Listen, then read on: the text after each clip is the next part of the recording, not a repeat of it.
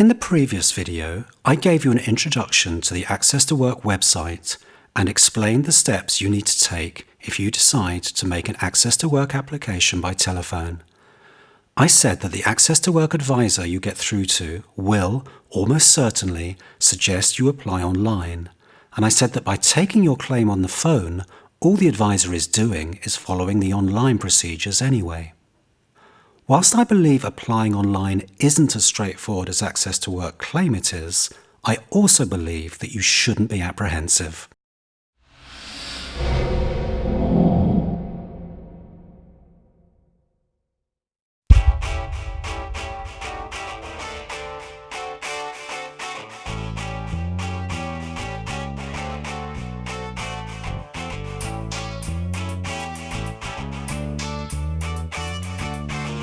With the advice I'm now going to give you, I want to show you that the online method isn't too tricky once you get over one particular hurdle. Let's go back to the website. Remember, you're the person who has been offered a job and your key supporter is with you. Okay, click the Apply Online green button. It takes you to this page. You only need to put in 1 or 2 words. You don't have to explain complex conditions or dual diagnoses. For this example, let's just type autism. You might want to put learning disabilities or learning difficulties or ADHD or any other condition, whatever word or phrase you are happiest with. I'm simply using the word autism as an example and I'll stick to it for the rest of this video. Now click Continue. This is the page you see next, and this is the hurdle I talked about a minute or so ago. For our example, let's say your employer has told you that your shifts will vary from week to week and that every fortnight you will be expected to work on a Sunday starting at 10 a.m, whilst on other days of the week a 10 a.m. start, a 9 a.m. start or even an 8 a.m. start will create no problems for you. At weekends, bearing in mind where you live and where your employer is, you would have to completely change your travel plans if you're to use public transport, and this means you would need help. Okay, so now you can see why this page confuses many people when they apply for Access to Work. My advice is this: only if you are 100% confident that you can get to and from work on any day of the week, bearing in mind what time you might start and finish, should you highlight the No, I can get to work okay circle. But if there's any doubt in your mind, choose Yes, I want help. Let's do it.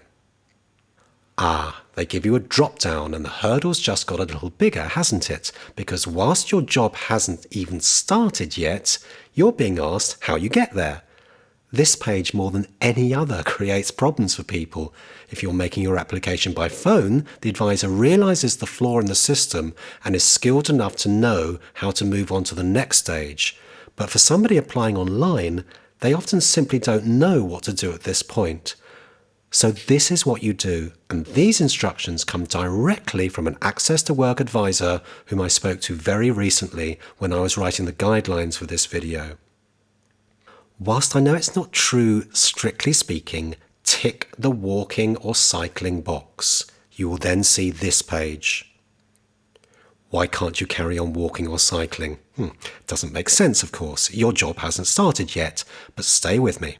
In the large box, type autism, and in the next box, type the number 1. All we want to do is get onto the next page you see. Now click Continue. Just like your first day at work, you're not quite there yet. Tick the first 3 boxes: car, lift or taxi, bus or tram, and train or tube, but not the last one. Then click Continue. You're still not there, I'm afraid. In the box, type autism, then click Continue. Same again for this page. Type autism in the box and click Continue. You know where I'm going now. Stay with me. We're almost there. Type in autism and click Continue. And finally, we're there. We've got through the travel to work part. And now they're asking you whether or not your condition makes it harder for you to do your job. I totally understand why Access to Work have, in effect, split their application process into 2 parts. the travelling to work part and the carrying out the job part. There will be some people who only need support with the first part, some people who only need support with the second part, and some people who need support with both parts. For me, it's a fault of the website and not the scheme itself or the advisors that applicants get confused.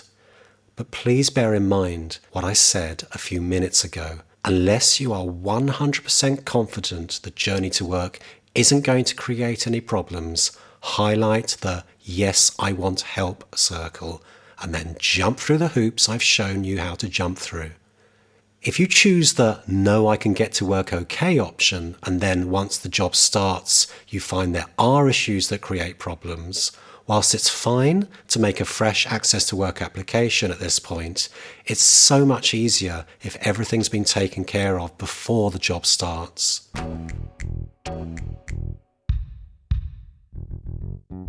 I'm going to return to the same case scenario where it's you who's been offered the paid job and you have a hidden disability.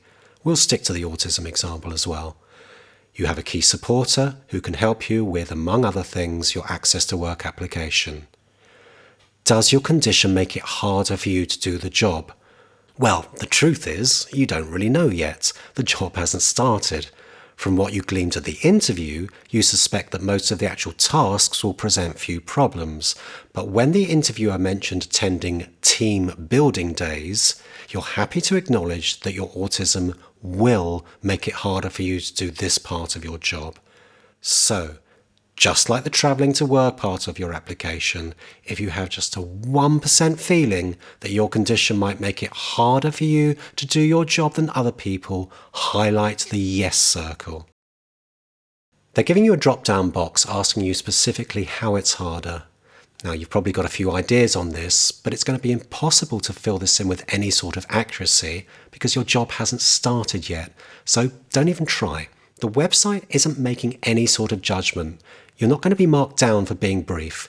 My suggestion is simply put down your condition again, in this example, autism, and highlight "No, you don't do anything to get around these problems at the moment," and "No, you don't know what you need to help you with this."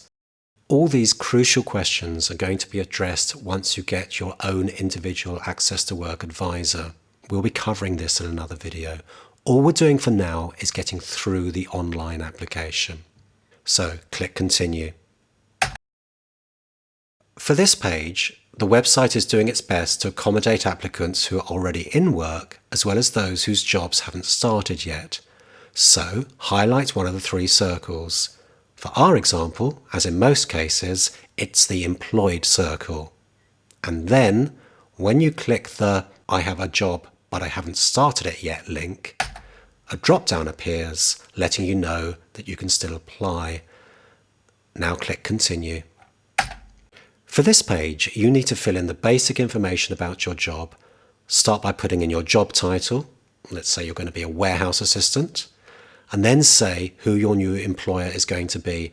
For this example, I've made up a company called One Stop Shop, and I've decided to base them in Horsham, as you can see by what I've put in the address boxes. After you've done this, click Continue. Access to Work needs to know more about your job, and in our example, you will highlight the "You have not started yet" circle. This automatically gives you a drop-down. This looks straightforward. You simply have to put in your start date, and hopefully this is something you've already agreed with your employer. But if you're still waiting on confirmation on a specific date, but want to get on with your application, don't worry. Put down a date that you estimate you'll be starting your job. If that changes a little way down the line, it will be fine. What's vitally important, however, is that it's within 6 weeks of when you submit this application. Almost certainly it will be, of course. Most employers want new employees to start as soon as possible, but occasionally there are exceptions. Let's imagine One Stop Shop is going to be a huge DIY superstore situated between Horsham and Crawley. Whilst the building work is still not due to be completed for 2 months, the management have rented an office in Horsham to recruit the staff, and that's where you went for your interview. Your actual job isn't going to start for 2 months. So, Why, in our example, have I filled in a random date years away in the future? I've done this simply to illustrate another anomaly of the website. At the time of making this video, as far as I can see, there are no guidelines to tell you about this 6-week rule for jobs that haven't started yet. The same advisor who gave me the helpful hints about the travel to work inconsistencies told me about it. I put in the 2025 date because I wanted to see if the website gave me an error message and wouldn't let me proceed until I had put in a date within 6 weeks. It didn't. What this means in practice is that anybody could put a date, say 2 months away, and when they had finished completing the other pages, successfully transmit the form. I'm as certain as I can be, however, that a little further down the line, Access to Work would contact them to say that their application has been rejected. This wouldn't be the end of the world, of course. They could reapply, and as long as they're sticking to the 6 weeks rule, they'll be fine. But it's an unnecessary inconvenience and it will delay things. Okay, let's move on to the other boxes. For our example, I'm saying that usually you will work 3 days a week and 18 hours a week as a warehouse assistant.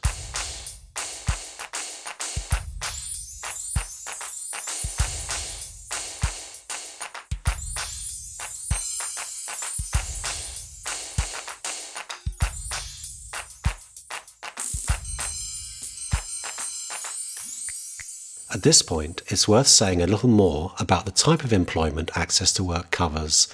Whilst voluntary work isn't included, you can assume almost all paid jobs are covered by the scheme. One of the most popular questions people ask about Access to Work is, does it cover 0 hours contracts? The short answer is that it does, but it's frustrating that at the time of making this video, typing in the term 0 hours contracts in the search box brings up absolutely nothing in the Access to Work part of the website. But don't worry, the DWP recognises that a huge percentage of jobs these days are based on flexible or 0 hours contracts. If this had been the case for the warehouse assistant role, all you would have needed to do is type in the average number of hours a week you think you're going to work based on what information your employer has given you. Alternatively, you can use the method the guidelines on the page tell you, put the minimum number of hours and the maximum number of hours. I recommend, however, if you've been offered a 0 hours contract, put 1 as the minimum number of hours and not 0.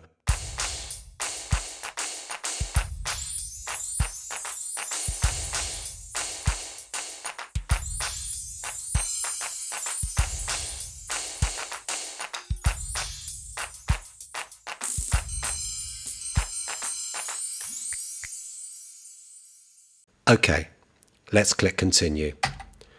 And this is the next page you see. It's pretty straightforward. Whilst the person who interviewed you might not end up being your line manager, use their details for this page. Let's say it's somebody called Marie Wilson. My advice is to put down an email address and a telephone number. Ticking the email box gives you a drop-down, which you then fill in, and go through the same procedures for the phone contact details. Ticking the box gives you a drop-down and then fill this in, and then click continue. This page is probably the most straightforward of the whole website. They want to know your name, your date of birth, and your address. Okay, once you've done this, click the continue box. Now, at this stage, it's difficult for me to say exactly what page you'll see next. Right now, it's the late summer of 2019 and you see this page. But when you look at the website, Access to Work might have removed it. If they haven't removed it, much as I would like to advise you to click the someone else who can speak for you option if you feel you need this support, there is no point you doing this. You see, Access to Work changed their rules in the early summer of 2019 about how they liaise with what they call third parties. And now, in almost all circumstances, they expect you, the person who's applying for the job or the person who's just been offered the job, to lead on the Access to Work application. However, you can have the help of a key supporter to do this. So if this page is still here when you're making your Access to Work application, highlight the Yourself circle and then click Continue. There's every likelihood you will see this page. Once you're happy with the declaration, and I suggest you read the email terms, click the green box that says, I agree, send my application. This is the last page you see. You will be given a reference number and told, amongst other things, you will be contacted within 3 weeks. So, you've now completed your application and hopefully submitted it without any problems. The next video of the series, Video 8, takes you through what happens next.